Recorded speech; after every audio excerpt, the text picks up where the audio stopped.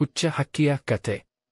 ಒಂದಾನೊಂದು ಕಾಲದಲ್ಲಿ ಒಂದು ಹಕ್ಕಿ ತನ್ನ ಗೂಡು ಮಾಡಲು ಮರದ ಮೇಲಿಟ್ಟ ಕಡ್ಡಿಗಳನ್ನು ನೆಲಕ್ಕೆ ಹಾಕಲು ಹಾರುತ್ತಿದ್ದಳು. ಆ ಹಕ್ಕಿ ಹಾರುತ್ತಿದ್ದಾಗ ಮರದಲ್ಲಿ ಇದ್ದ ಬೇರೆ ಹಕ್ಕಿಗಳು ಆಕೆಯ ಮೇಲಕ್ಕೆ ಬಾಯಿ ಬೀಳಿಸುತ್ತಿದ್ದರು. ಈ ಹುಡುಗಿಯೇ, ಏನು ಮಾಡ್ತಿದೀಯಾ? ಹಾರೋದು ಮಾತ್ರ ಬಲ್ಲಿಯಾ?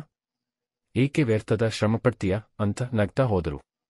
ಆದರೆ ಆ ಹಕ್ಕಿ ಯಾರೂ ಏನು ಹೇಳಿದ್ರೂ ಕಿವಿಗೆ ಹಾಕ್ಕೊಂಡು ತನ್ನ ಕೆಲಸವನ್ನು ಮುಂದುವರೆಸಿದಳು. ಕಳೆದ ಕೆಲವು ತಿಂಗಳುಗಳು ಕಳೆದು ಹೋಗಿದವು.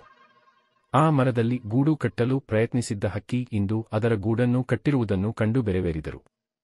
ಅವಳ ಶ್ರಮ, ಧೈರ್ಯ ಮತ್ತು ಶ್ರದ್ಧೆಯಿಂದ ಮರದ ಮೇಲಿನ ಗೂಡು ತುಂಬಾ ಸುಂದರವಾಗಿತ್ತು. ಅದೃಷ್ಟವೆಂದು ನೀನು ನಂಬಬೇಕಾಗಿಲ್ಲ. ಶ್ರಮ, ಶ್ರದ್ಧೆ ಮತ್ತು ಧೈರ್ಯದಿಂದ ಆದ್ಯಂತವಾದ್ದು ಮಾತ್ರವೇ ನಿಜವಾದ ಜಯ ಅಂತ ಆ ಹಕ್ಕಿಯು ಬೆರೆವೇರಿದ ಬೇರೆ ಹಕ್ಕಿಗಳಿಗೆ ಹೇಳಿದಳು. ಈ ಕಥೆಯ ಮುಖ್ಯ ಹಾಸಲು ಅಷ್ಟೇ. ಜಗತ್ತು ಏನು ಹೇಳಿದರೂ ನಿಮ್ಮ ಕನಸುಗಳನ್ನು ಸಾಧಿಸಲು ನೀವು ಶ್ರಮಿಸುತ್ತಿದ್ದರೆ ಗೆಲುವು ನಿಮಗೂ ಕಾಣಿಸಿಕೊಂಡೇ ತೀರುತ್ತದೆ. ಈ ಕಥೆಯಿಂದ ನಾವು ಕಲಿಯೋದು ಏನೆಂದರೆ, ನಮ್ಮ ಜೀವನದಲ್ಲಿ ಯಾರೇ ನಮ್ಮ ಬಗ್ಗೆ ಏನನ್ನಾದರೂ ಹೇಳಿದರೂ ನಾವು ನಮ್ಮ ಕನಸುಗಳನ್ನು ಸಾಧಿಸಲು ಶ್ರಮಿಸಿ ನಮ್ಮ ದಾರಿ ಕಂಡುಕೊಳ್ಳಬೇಕು.